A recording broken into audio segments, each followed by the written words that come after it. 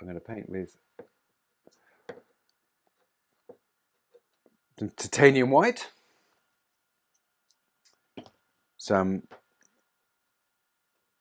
cadmium yellow pale hue, and where's my red? Here's some permanent rose. Yeah. Cobalt blue. I'm going to stick to my usual McSherry palette, I suppose. Oh, I'm not actually. I'm going to put in some dioxazine purple. See what I make of that. Occasionally, I may use it, I may not use it. Let me see some burnt sienna, which I find very useful in this circumstance of painting flowers, especially the foliage. Okay, so that will do me. So what I'm going to do is I'll show you is paint from this, and you can see the flowers there.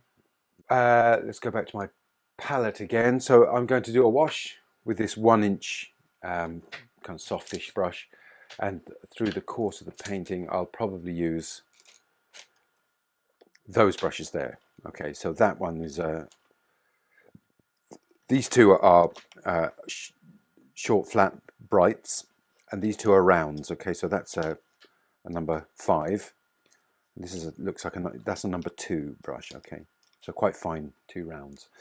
Okay, so the first thing I'm going to do is mix up well, in fact, I don't need to mix up a wash, because if I go to my canvas, this is a linen board, and it's kind of already a kind of a nice, I don't know, what would you say, sort of light tan grey.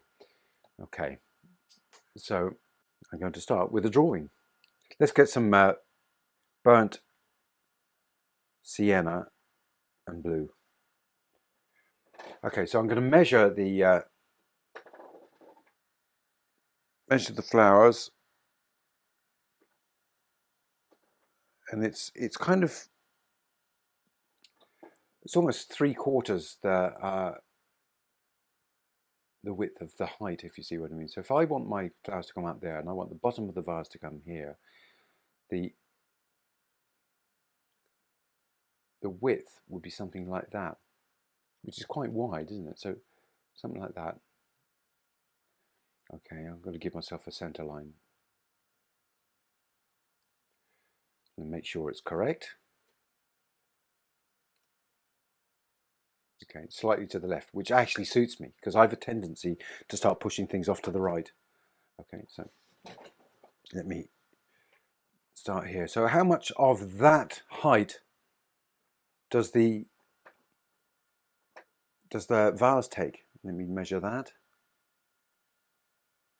Halfway. Good, I'm a lucky boy. There. So that's telling me that all the flowers come up to there. Yeah, that looks a bit right. So let's start out with the vase.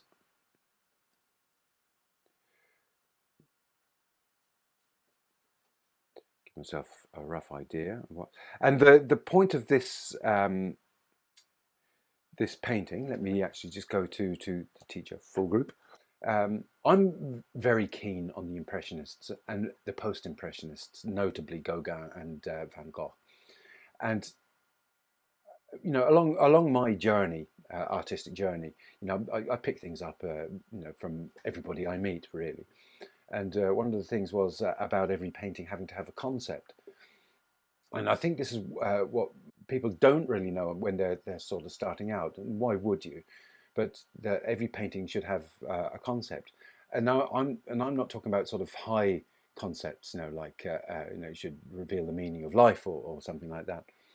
It should be just that you will say to yourself, okay, for this painting, I'm going to paint only in downward strokes.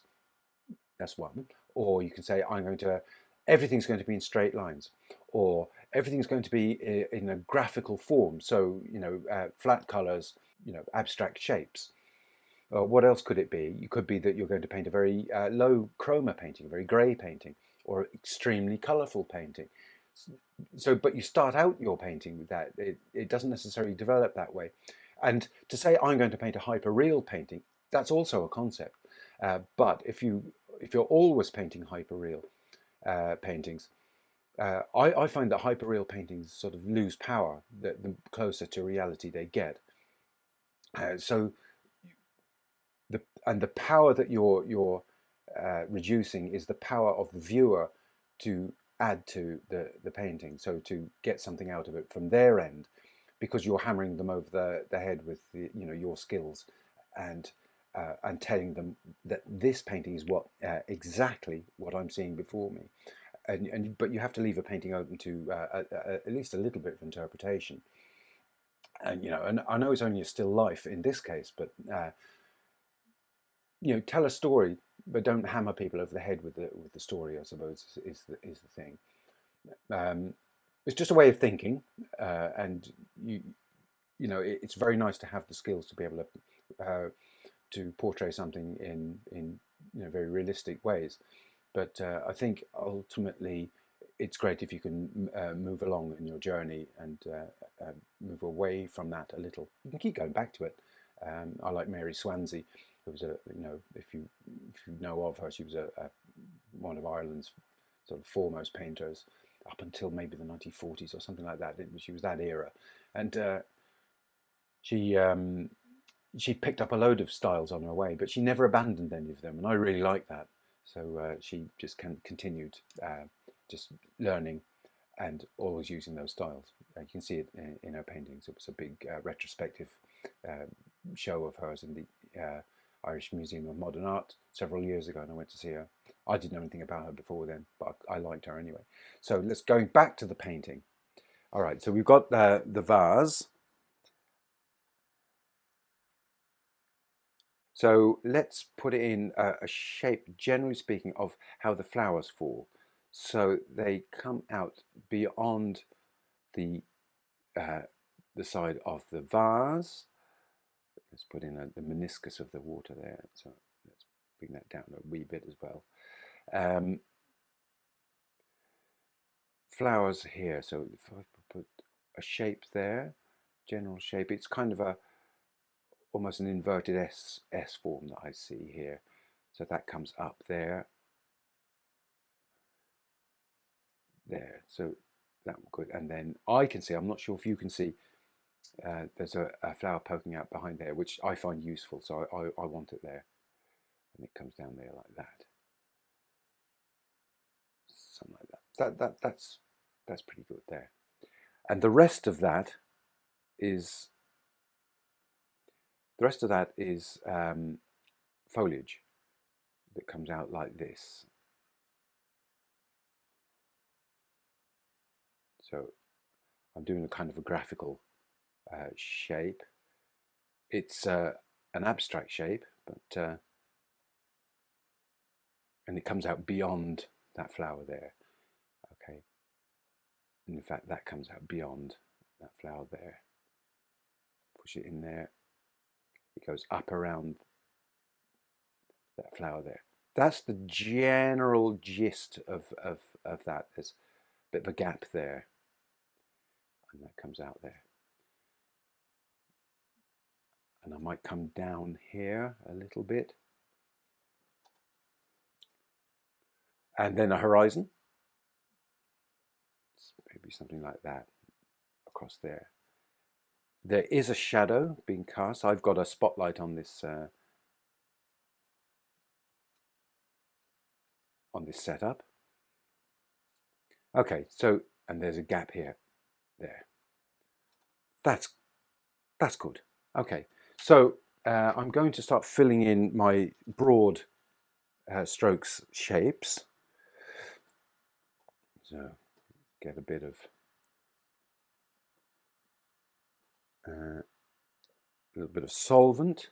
I'm going to start out with the dark of the leaves. Okay, so I'm going to make a green out of yellow and blue.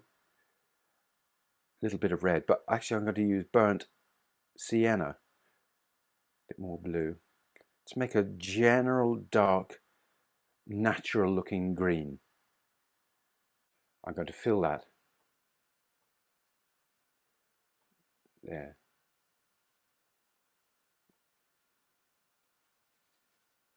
There, it comes down there. So a great big block of dark. Leave a little bit for a bit of red here, or a bit of orange for the flower heads. Yeah, that's it, good. I'm going to mix up a nice bright orange. Perhaps I should have done this first actually, but never mind. So yellow plus red. Just a general sort of bright orange to begin with. A little bit of solvent in it. Put that in. That there. Across the top.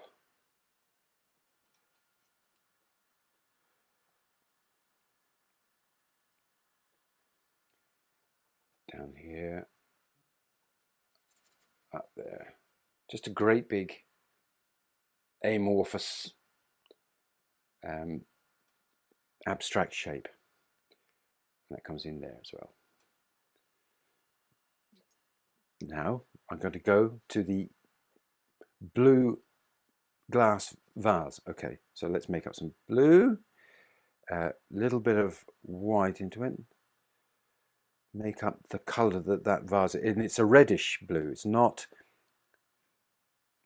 a bright cobalt blue. It's slightly reddish. So I added some permanent rose into that. Okay, and then I'm going to make a dark, because parts of it are dark and parts of it are dark with that green. So I'm going to grab some of that green over here and mix it into my blue to make a shadow version. So here, here, here. Where else here? We could put that in meniscus there, I suppose. There's a darker blue. Just going to grab some more and add red to it. Down this side here on the shoulder, coming down off the shoulder, I should say. Maybe that's in there too. And the rest of it, at the bottom, seems to be a kind of a reddish blue. Down here. And at the top, difficult. It starts out as the reddish blue. And then it goes green, so I'm going to add a little bit of yellow into that there. To that blue, add a bit more white into it. And put that in there. No, that'll do. That'll do for the moment. Always make adjustments later. There is a reflection, an orange reflection just here. So I'm putting that in. Right, what's next? What's next is the foreground. Okay, so remember I was telling you about concepts. I'm not going to stick to what's in front of me, okay? I've got my own ideas about what I want to do here.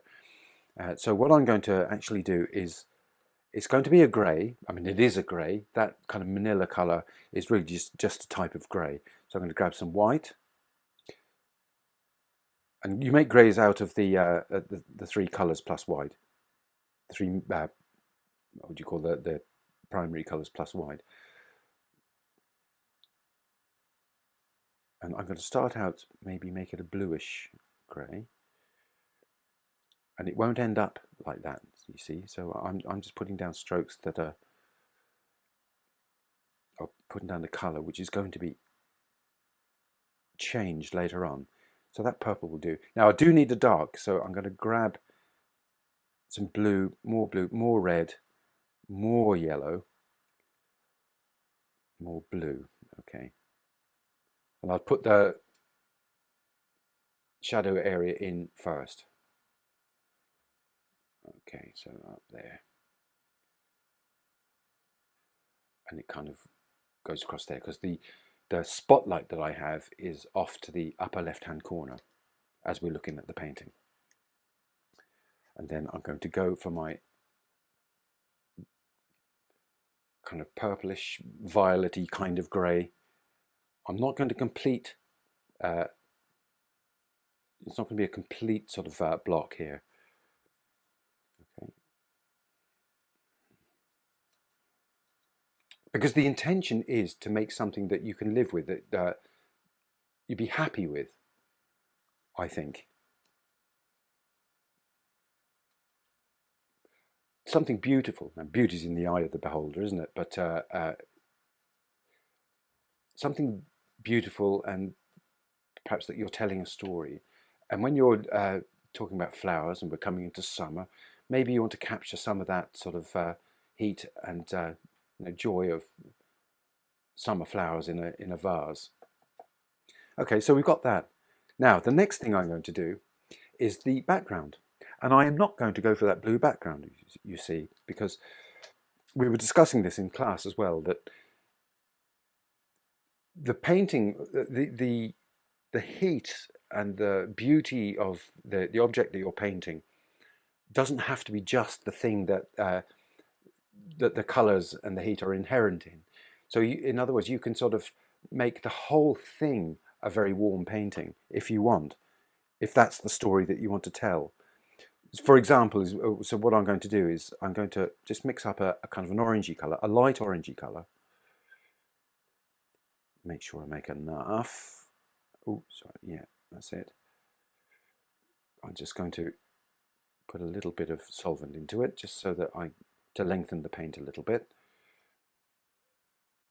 So I'm going to put this, and you notice I haven't been exactly accurate with the leaves, and really, it's because the leaves aren't, it's not a painting of leaves. The foliage can be dealt with summarily. You can sort of you don't have to concentrate on the leaves, because the leaves, it's not a painting about leaves. It's a painting about flowers, and the leaves are only in a supporting role. Okay, so I'm establishing, in fact, the concept of this painting.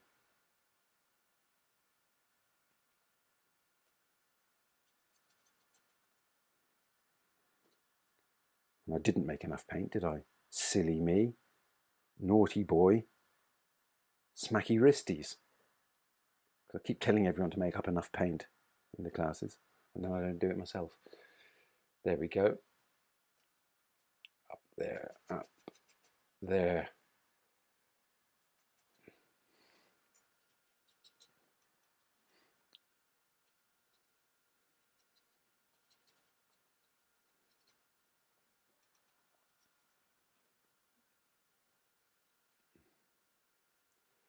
I always enjoy telling people that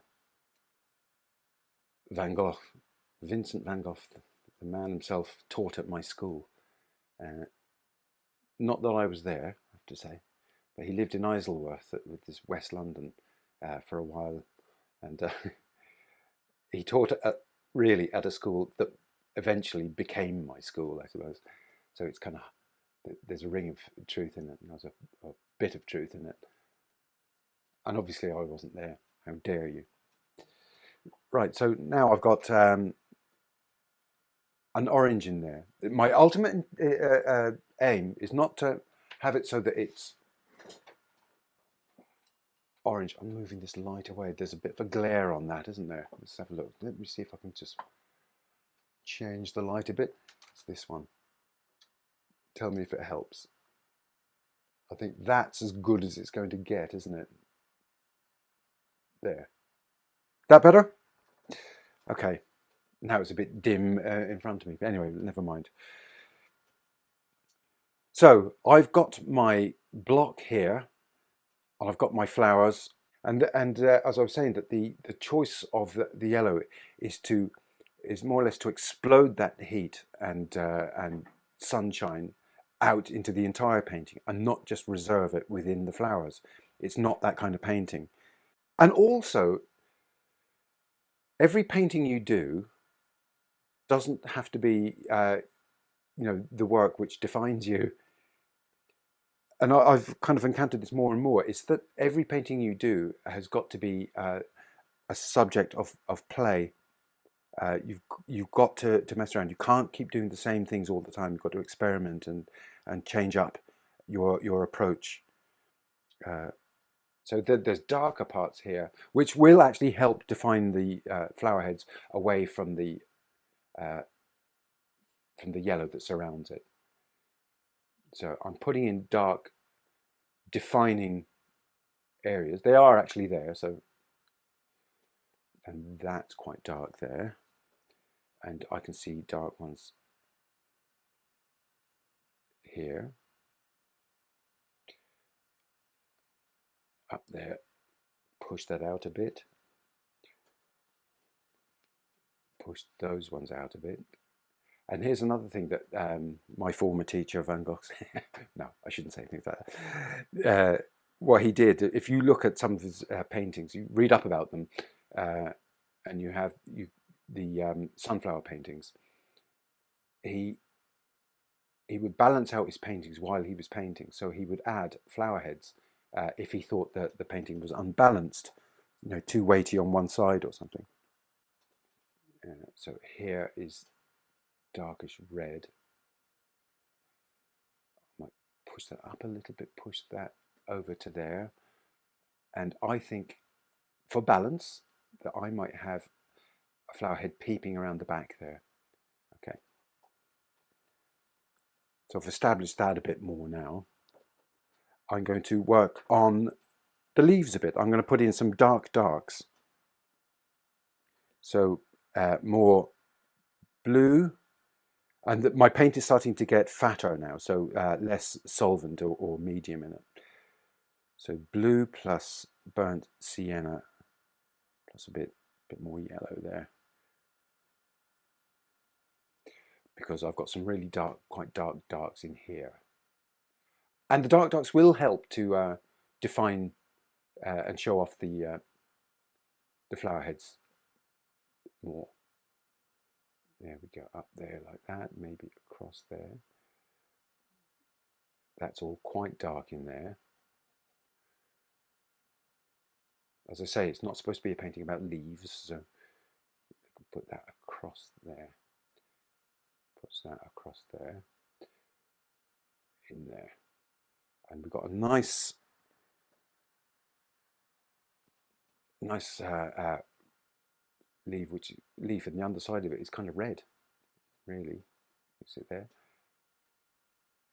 That one's coming off there. I can start sort of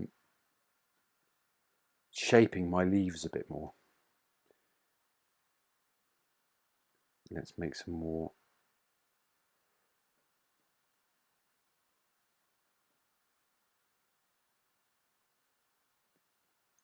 Make a different sort of hue to some of the leaves are like that. It's kind of a more khaki kind of grey. Across here, there. Where else do I see that? Maybe there. Maybe there. As I say, I don't want to be painting about leaves, so I'm not going to do too much more there. And I'm going to move on again, because this is an Alla Prima painting. You're trying to bring the whole thing forward in one go, or as close to one go as you can. So that foreground is being reflected up the side of the vase. So I'm just going to put that purple there. There's a redder blue, kind of a dark purple here.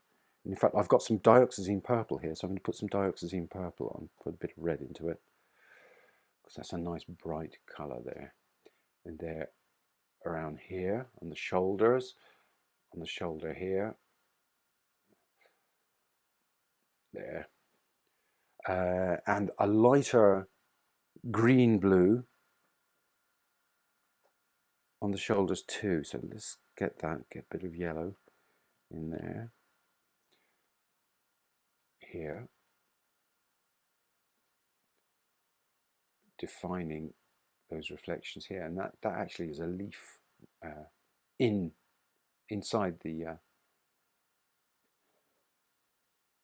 glass there. Now I've missed a leaf here which could fill in that place quite nicely there. That's good. I'll bring it out just beyond the glass. That'll do. That's good.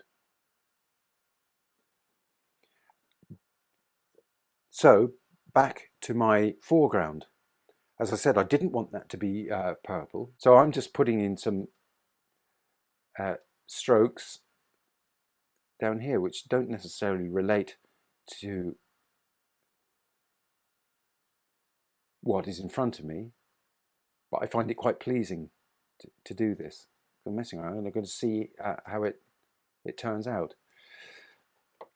And then I'm going to add in some warm greys. I've got the cool greys in there, so let's make up some warm greys, which would be putting red and yellow into the grey mix along with a bit of blue.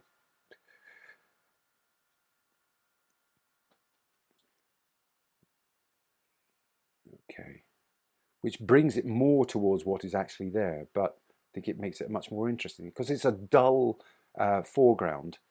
You know, it's just a manila bit of medium particle board, which I picked up in my garage just to sit the flowers on. So let's put that on there like that. Okay, so that's good. Let's move on. So now I put that orange down over the leaves. I'm just going to sort of make a bit more of the, put a bit more yellow onto my palette.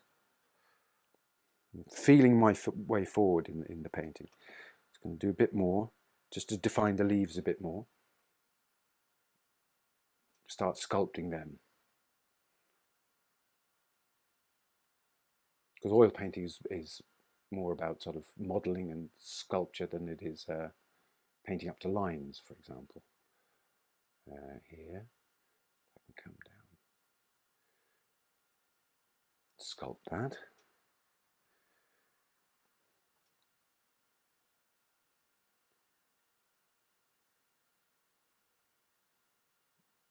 Close that up a little bit.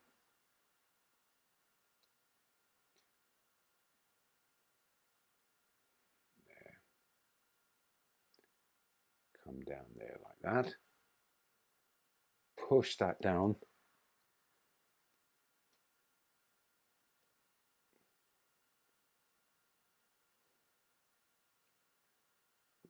Awkward sort of set of leaves there. So that's all there. So I can move that up.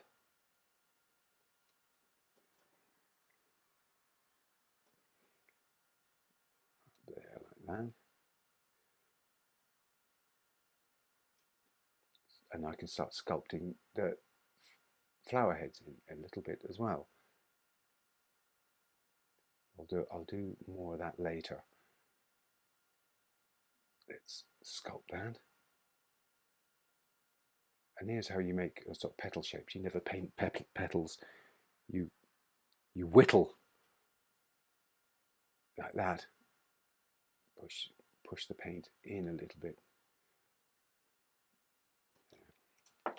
Okay. Back to the roses. The center of those roses is much more orange.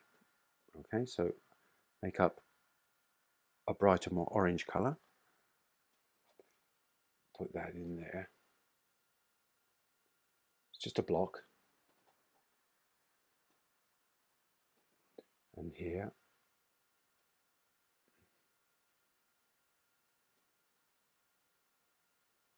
And here.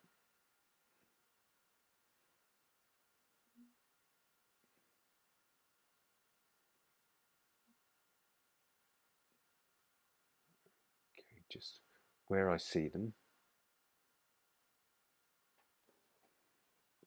Okay, there are some paler, cooler areas.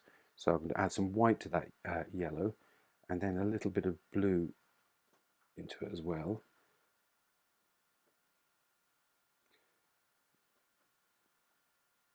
Into that yellow. for example, here, there, in there. Where else do I see them? Not very, not very much elsewhere, but okay. There's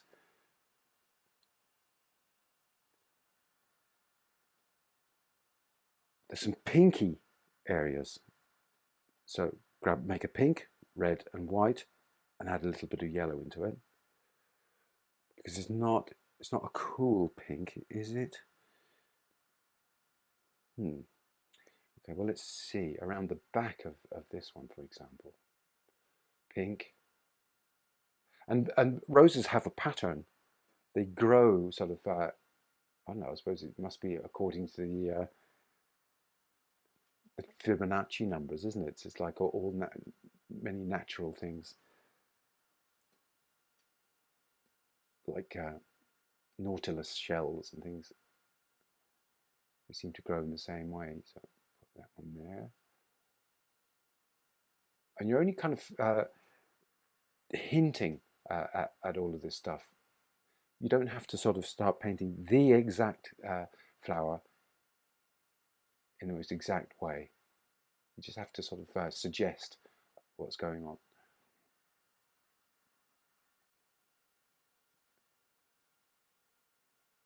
There, I've got some in here as well. They're pinks there.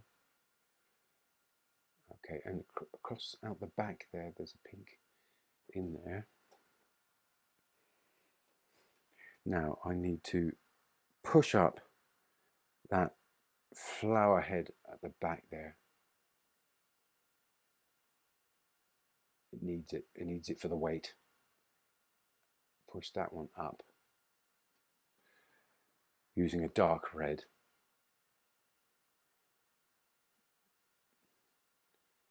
Okay, and there's a really dark red in certain places. Let me grab that. Especially here, for example. That's, I'm not sure, you probably can't see such a subtle sort of difference in color on a computer screen, but some of these darks are really dark. And putting them in there, okay. Now, there's a leaf sticking up there, which I actually don't want to put in. Sticking up at the top of this one here. Not sure, I just don't want it there. So now I'm going to sort of move on to the background again. And I'm going to start changing the background to what I initially wanted, which was a light kind of chartreuse sort of green, kind of a greeny, the green of spring, the leaves in spring, but not completely. I want to put it in sort of dabs.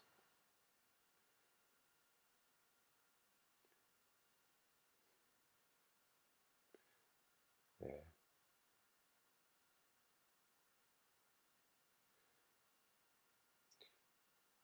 One of my students did a green background like this to her painting, and I thought it was absolutely lovely. But I thought to myself, when I do it, I'm going to have an orange behind it. So rather than just a plain lime green background.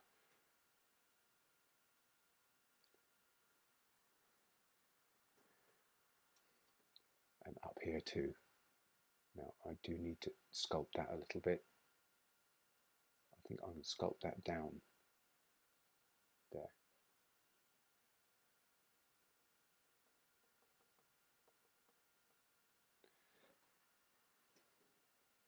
When I get that in, I can move on.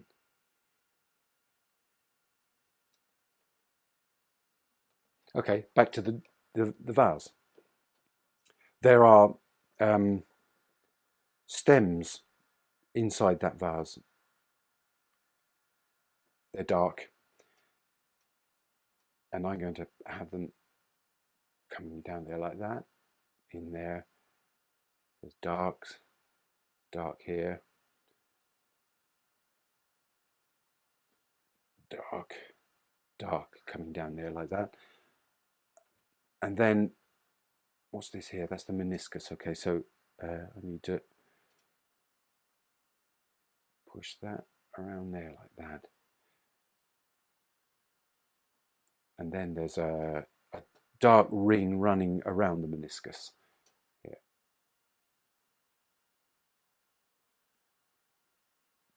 Put that in there like that.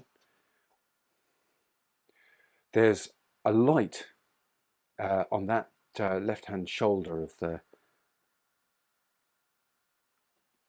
vase. In fact, it's a light sort of reddish blue. It's kind of almost a purpley colour. And I'm going to put that in there. And it occurs up here too, in a different shape. But it defines something that's actually sort of in that. Oh, that's that leaf that's inside. Okay, there. That is lighter there. Coming down, that'll do. Now there are some, you can see some lighter green stalks inside too, and I'm just going to note those two there. That can go in there, around there like that, and it comes up there too in places. It's been refracted all around the place, isn't it? So the light's being sort of shunted everywhere. Okay. There is a light here too. Must get that in. It's nice. There. Now to move on to the foreground again. So I'm going to warm it up again to a kind of a pinky grey. Oh, that's nicer. Yeah, that's good. Let me see.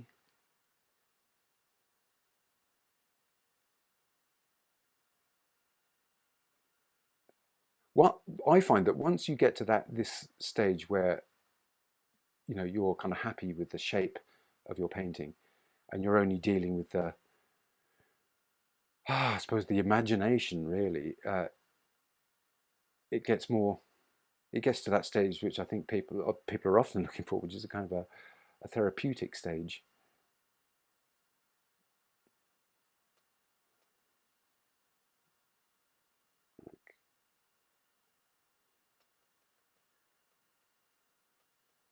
Some people do that naturally. They paint their paint their happiness onto boards really naturally. And I'm going to move on to the flowers again. Remember, it's Alla Prima, so we're bouncing around, trying to bring the whole thing forward as close as we can to immediately, all at once, Alla Prima. And putting in little notes where the light's catching. Oh, that's a nice one there. The petals in different ways. That too.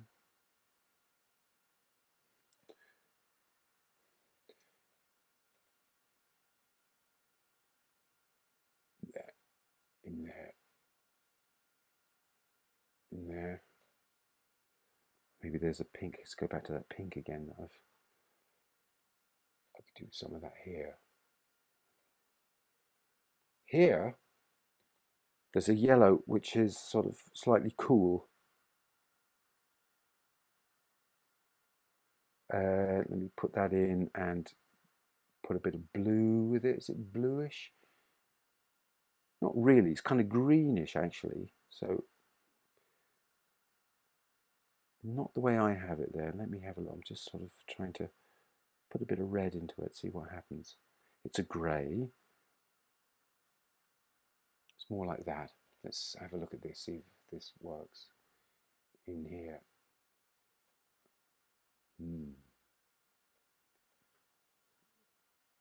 Okay, there's a red,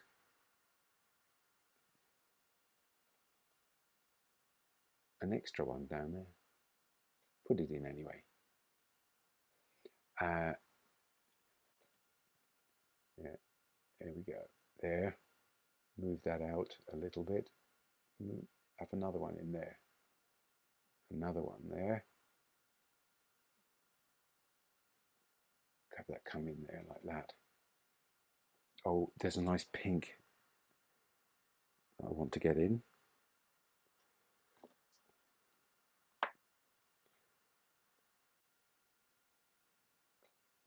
Pink there.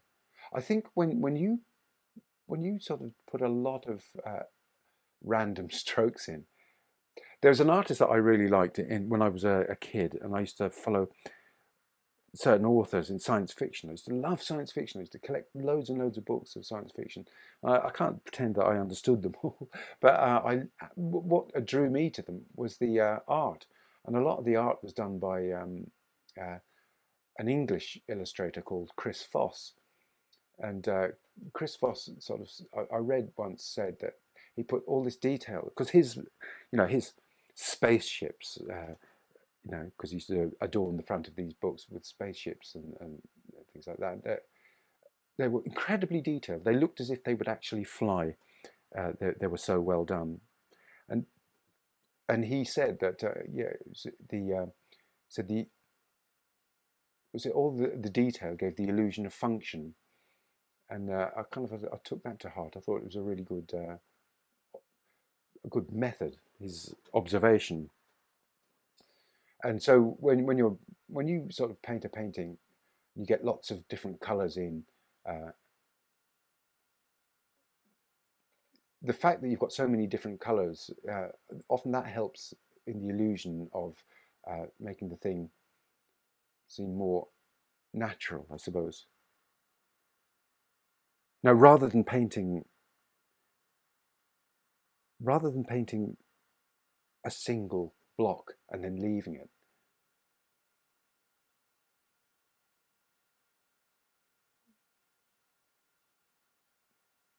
sort of put in some dark reds, but not too dark, just to give the illusion of the growth of those petals that wrap around each other.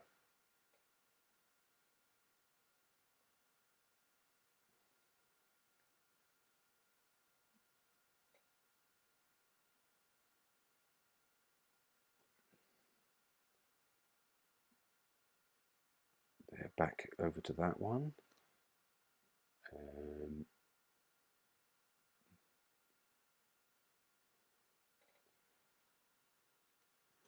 Okay, and now I'm going to make a very bright yellow plus white and a tiny touch of red, and put that in some of these really bright where it's really catching that light.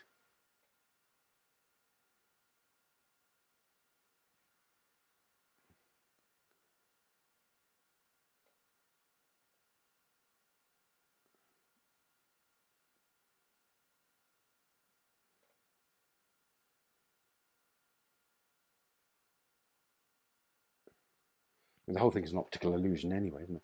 So now down back to the leaves, which I don't want to make too much of, but I need to do something with some of them. So let's make up more green, but lighter than I have it there. I just want to sort of describe some tonal variation and hue variation without sort of overdoing it. Put that out there like that.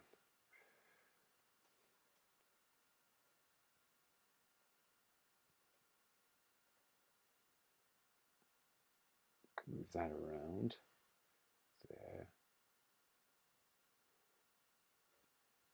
And likewise, like the flower heads, it's the detail giving the illusion of function, I suppose. Again, here we go. So put some there. move that around so that it looks more like a leaf there.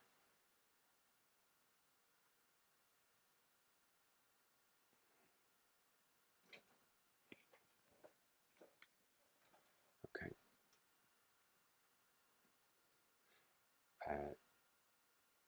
Got some of the, I don't know what they call those leaves that they're there where the bud is. I'll make a bluey colour. Some of these leaves are catching a bluey kind of hue.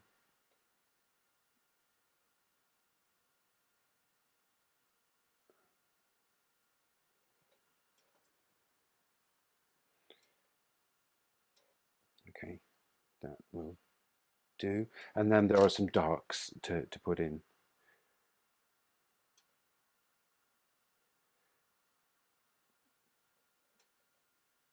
So if I can make them really quite dark. Burnt umber and blue.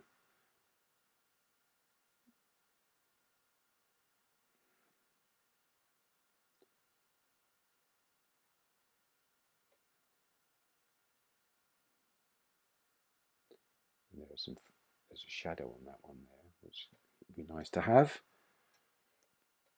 And you just kind of like some sinewy strokes. And you wind them around a little bit. Giving it kind of a, I don't know what you'd say, a naturalistic function there. I find it very difficult to talk and paint at the same time. There. And then some really dark. I want to shape that rose part there. Okay. Now, some more fun. I'm going to put in a highlight. And the highlight that I've got seems to be cool. So white plus blue plus a touch of red.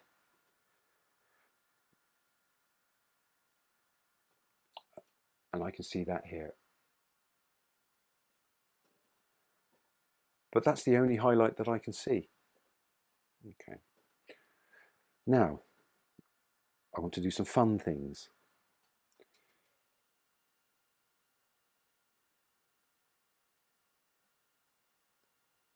There.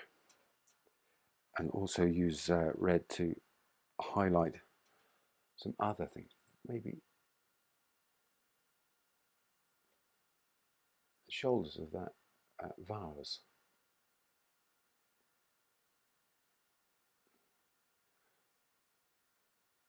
There. And going back to the foreground, let's make a more of a pink.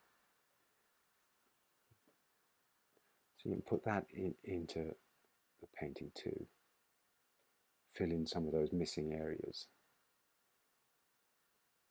So it's a confusion of different hues in the foreground.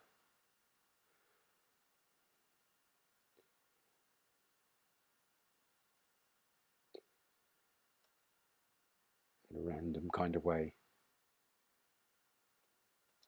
And then back to the background again. So that chartreuse colour, I'm going to make it even more.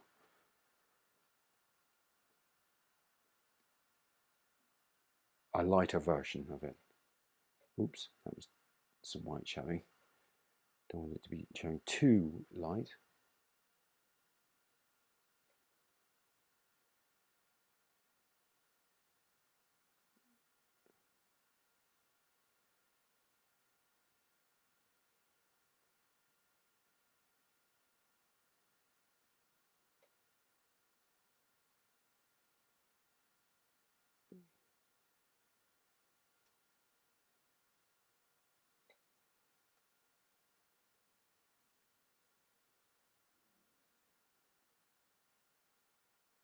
I only learned that word chartreuse the other day because my wife was talking about it.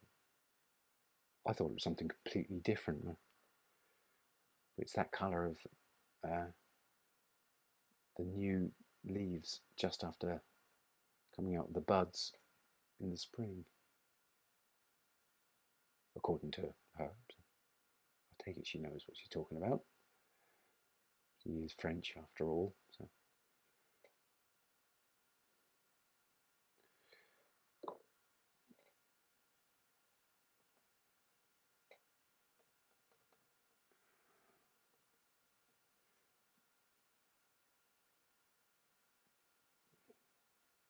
Move those around. And I'd like to do something also with the shadow being cast by the ensemble, you know, by the vase and the flowers. So what was I going to do? Oh yes, just before I do that, I think this needs a little bit there. Yes, I was going to do that. So another cool color on my palette, the white, the yellow, the red, the blue. Forget the purple at the moment because that's not all was on there, and I didn't really use it anyway. They're all cold, so if you've got a cold shadow, you can use any of them on their own. So let's make up a cool pink. See what that does in there.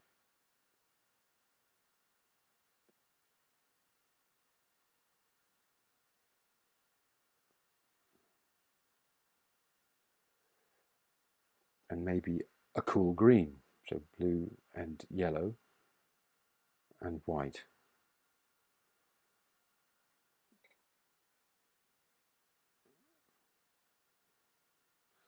And I can see that that can also be described over there as well.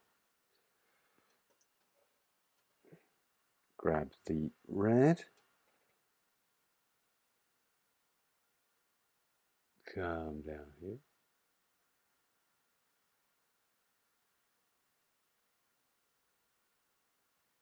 So let me grab more yellow. Oh, and the other thing is, we were sort of going through in the classes this week is that don't flatten your strokes. The strokes are what makes painting lovely, you know, and human. The fact that there's a kind of a splodge at the end of the stroke, and people sort of think that they should have to get rid of them, and that's not true. That's why we enjoy Gogh and Van Gogh so much, and the rest of them. You know. Finish that off there.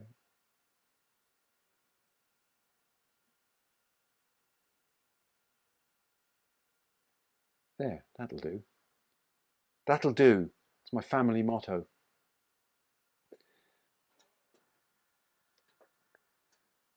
Right. Let me see if we turn around. Let's go to. You can see that there. Let me see what it looks like on the screen. It's actually not such a bad representation on the screen. Let me have a look. If I put it on this palette, or the palette camera, is that any better? Not brilliant, and I've just stuck my finger into the white. Great, isn't it? I'll probably drag that up into the house now and get it on the couch. You need to see the brushstrokes. Glory in the brushstrokes. Glory in the paint. Start using more and more paint. I think once you've got the blocks done, you know, the blocks kind of carry the weight of the painting. So when you've decided what your blocks are and you've got your shapes set, you know, then just glory in the actual application of the paint. It kind of looks confident, and you know, viewers respond to that. And you have to leave something for the viewer to, you know, for their imagination.